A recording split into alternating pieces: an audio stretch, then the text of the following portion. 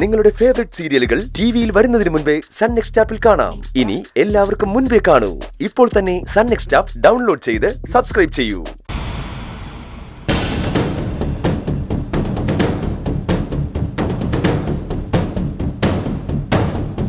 നിങ്ങള് മറുപടി ഒന്നും പറഞ്ഞില്ലല്ലോ ഇതുവരെ.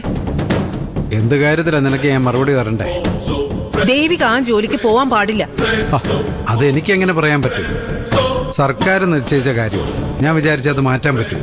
പറ്റുമെന്നാണല്ലോ അറിയാൻ കഴിഞ്ഞത്. ശരത്തുമാൻ പറഞ്ഞതായിരിക്കും. ആര് പറഞ്ഞതാണെങ്കിലും ആ ജോലി എനിക്ക് വേണം.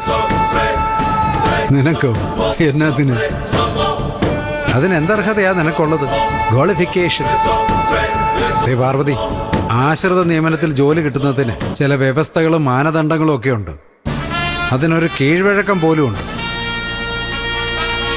അതൊക്കെ തെറ്റിച്ചുകൊണ്ട് നിനക്ക് ജോലി തരണമെന്ന് പറഞ്ഞാ അത് കേൾക്കാനിരിക്കുമല്ലേ സർക്കാരും വകുപ്പ് ഉദ്യോഗസ്ഥരും ഒക്കെ. അതിരിക്കട്ടെ, അവക്ക് എന്ത് അർഹതയാ ഉള്ളത് ഈ ജോലിക്ക് കയറാൻ? നിയമപരമായിട്ട് സുധിയുടെ ഭാര്യ ദേവിക, അതാണ് അർഹത. ഒരു ദിവസം പോലും അവള് സുധിയുടെ കൂടെ കഴിഞ്ഞില്ലല്ലോ, പിന്നെ എങ്ങനെ അവള് ഭാര്യയാവും? ഭാര്യയാകാൻ കൂടെ കഴിയണമെന്ന് നിന്നോട് ആരാ പറഞ്ഞു? താലി കെട്ടിയില്ലേ, രജിസ്റ്ററിൽ ഒപ്പിട്ടില്ലേ, അത് മതി. അതാ യോഗ്യത, അതാ തെളിവ്. ഞാൻ സമ്മതിക്കില്ല. ആ ജോലി എനിക്ക് തന്നെ വേണം. നിനക്കത് കിട്ടാൻ പോകുന്നില്ല, വെറുതെ വാശി പിടിക്കണ്ട. നിങ്ങൾ ഒറ്റ ഒരുത്തം കാരണം ദേവികയ്ക്ക് ആ ജോലി കിട്ടാൻ പോകുന്നേ. അങ്ങനെയാണ് നീ ചിന്തിക്കുന്നതെങ്കിൽ അങ്ങനെ തർക്കിക്കാൻ ഞാനില്ല. സ്വന്തം മോളെ പോലും ഓർത്തില്ലല്ലോ നിങ്ങള്.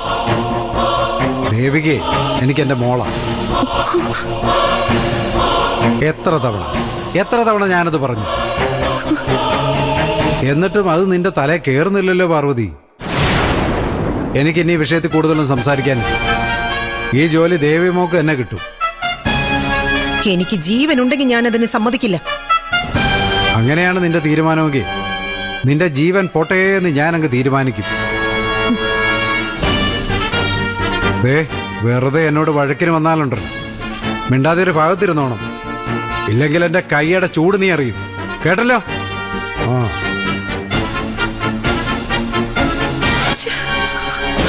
രക്ഷയില്ല പാർവതി, അവന്റെ മനസ്സ് മാറ്റാനൊന്നും നമുക്ക് പറ്റില്ല. ആ ജോലിയെക്കുറിച്ച് മറക്കുന്നതായിരിക്കും നല്ലത്.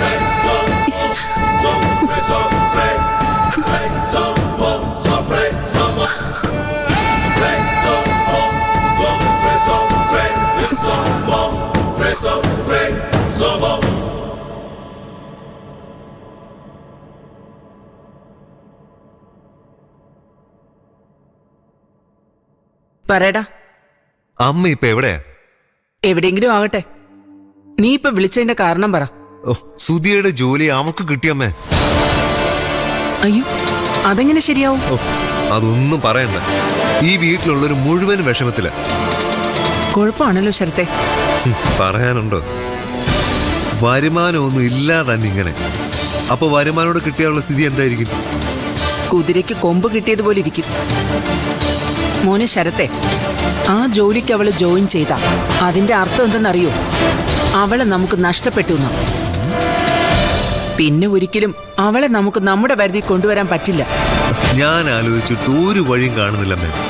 എന്തെങ്കിലും ഒരു മാർഗം കണ്ടുപിടിച്ചേ പറ്റൂ. ആലോചിക്കും, എന്നിട്ട് അവളെ തടയും. ഇവിടെ എല്ലാവർക്കും അവളോട് ദേഷ്യമുണ്ട്. പക്ഷെ അതുകൊണ്ട് എന്ത് ചെയ്യാന്? അച്ഛൻ അവളുടെ കൂടെ നിൽക്കൂ. നിത്യയുടെയായിട്ട് ഇടയ്ക്കിടയ്ക്ക് അവളുടെ ഭാഗം നിന്നാ പറയുന്നത്. ദൈവമേ, അവളും കൈവിട്ട് പോയോ?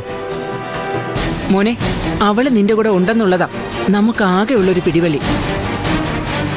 അവളും കൂടെ പോയാ ഉണ്ടല്ലോ, പിന്നെ നീ മാനം നോക്കി നിന്നാ മതി. ഞാൻ അത്ര മണ്ടനൊന്നുമല്ലമ്മേ. നീ നിന്റെ കഴിവ് തെളിയിക്കേണ്ട സമയം ഇത്. ആ ജോലിക്ക് ദേവിക പോകരുത്. അതിന് എന്ത് ഉപായവും നിനക്ക് സ്വീകരിക്കാം. നീ മിടുക്കനാണോ അല്ലയോ എന്ന് ഇപ്പോ അറിയാം. ഫോൺ വെക്ക്, എന്നിട്ട് അവൾ ആ ജോലിയിൽ നിന്ന് തടയാൻ നോക്ക്. ശരിയമ്മേ. ഓരോന്ന് കഴിയുമ്പോ ഓരോന്ന് വന്നോണ്ടിരിക്കുക. ഒരു കണക്കിനാ സിദ്ധുവും ദേവികയും തമ്മിലുള്ള കല്യാണം തടഞ്ഞത്. അപ്പൊ ദേ വന്നിരിക്കുന്നു അടുത്ത കുരിശ്. ജോലി കല്യാണത്തെക്കാൾ കുഴപ്പം പിടിച്ച സംഗതിയാ. നേരം കളയാണ്ട് ആലോചിച്ച് എന്തെങ്കിലുമൊക്കെ ചെയ്യാൻ നോക്ക്. ശരി.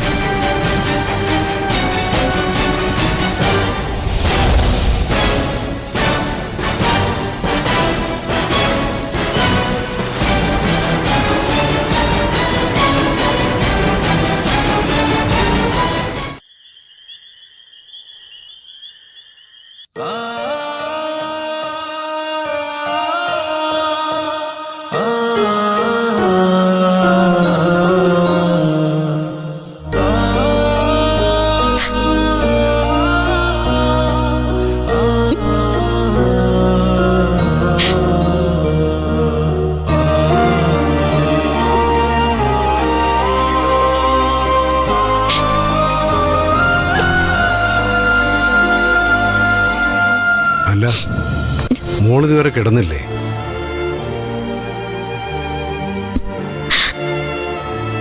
അച്ഛാ, എനിക്ക് ജോലി വേണ്ട അച്ഛാ. അതെന്താ മോളെ? അമ്മയ്ക്ക് വേണമെങ്കിൽ അമ്മ അതെടുത്തോട്ടെ. എന്റെ മോളെ, മോക്ക് പ്രാന്തുണ്ടോ? പാർവതിയെ ശരത്ത് എരികേറ്റി വിട്ടിരിക്കുക. ഇതിനൊക്കെ ഓരോ നിയമമില്ലേ മോളെ? അതനുസരിച്ചല്ലേ ജോലി കിട്ടത്തുള്ളൂ. അപേക്ഷ കൊടുക്കുന്നതിന് മുമ്പായി സർവീസ് കേസുകൾ നോക്കുന്ന ഒരു അഡ്വക്കേറ്റുമായിട്ട് ഞാൻ സംസാരിച്ചായിരുന്നു. ആ വക്കീലിന്റെ ഉപദേശപ്രകാരമാണ് മോടെ പേര് ഞാൻ കൊടുത്തത്. അതുകൊണ്ടാണ് ഇത്ര പെട്ടെന്ന് പാസ്സായത്. ഈ ആശ്രിത നിയമനം എന്ന് പറയുന്നതേ ഒരാളുടെ അവകാശം തന്നെ. ചിലപ്പോൾ അതിന് കുറെ കാലതാമസം എടുക്കും. സർക്കാർ കാര്യമല്ലേ, മോക്ക് ഭാഗ്യമുള്ളതുകൊണ്ടാണ് ആ അപേക്ഷ പാസ്സായി വന്നത്. ഇനി ഇത് വേറൊന്നും ആലോചിക്കാനില്ല. മോള് ജോലിക്ക് കയറ്. അമ്മ എന്നെ ശപിക്കും. ആ ശാപം കൊണ്ട് ജോലിക്ക് പോയാ അത് ശരിയാവോ അച്ഛാ? എല്ലാം ശരിയാവും. പാർവതിയുടെ ശാപമൊന്നും മോളെ ബാധിക്കാൻ പോകുന്നില്ല. മോളെ താങ്ങി നിർത്തുന്ന വലിയൊരു ശക്തിയില്ലേ, സുധിയുടെ അനുഗ്രഹം. അതിനേക്കാൾ വലുതായിട്ട് മറ്റെന്തെങ്കിലും ഉണ്ടോ മോളെ? ഈ അവരും പറയുന്നൊക്കെ മോള് കാര്യമാക്കണ്ട. ഈ ജോലി മോക്ക് കിട്ടുന്നത് സുധി കാരണമല്ലേ? അപ്പൊ മോളെന്താ ചെയ്യേണ്ടത്? സുധിയുടെ ആഗ്രഹം സാധിച്ചു കൊടുക്കണം, അല്ലേ? എന്റെ മോള് ജോയിന്റ് രജിസ്റ്ററിൽ ഒപ്പിടുമ്പോൾ ഏറ്റവും കൂടുതൽ സന്തോഷിക്കുന്നത് സുധിയുടെ ആത്മാവായിരിക്കും. മറ്റൊന്നും എന്റെ മോളിപ്പോൾ ആലോചിക്കണ്ട. ഒരെതിർപ്പും മോളെ ബാധിക്കാൻ പാടില്ല. ഒരു കാര്യം ഓർക്കണം, നാളെ ഈ അച്ഛനൊന്നും ജീവനോടെ ഉണ്ടാവില്ല. അന്ന് മോക്ക് ജീവിക്കണ്ടേ?